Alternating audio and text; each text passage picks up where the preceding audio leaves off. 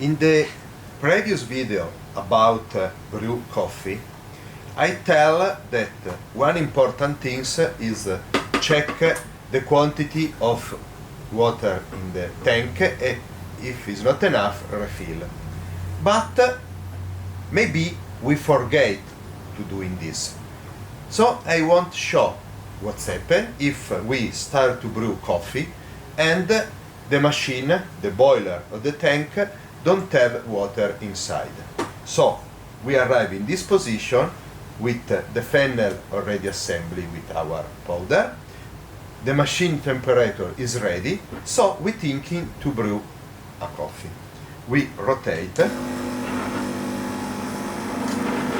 machine starts to make noise from the tank, from the pump, because don't have water.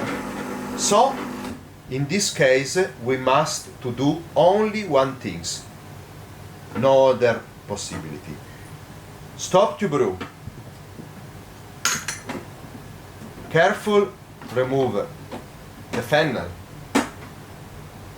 Then put water in the tank.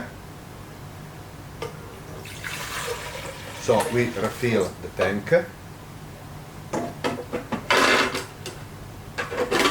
Then we put 1 cup down the machine because need again refill not only the tank but also the boiler inside the machine. So we put a cup and then we brew water. We left the brew water to refill all the machine. We wait. Left really brew some water, so we are sure the machine is full.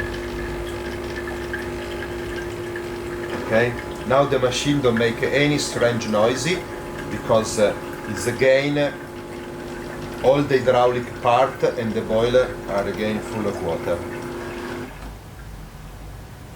So this water we threw, and then we start again from the beginning all the process about brew espresso.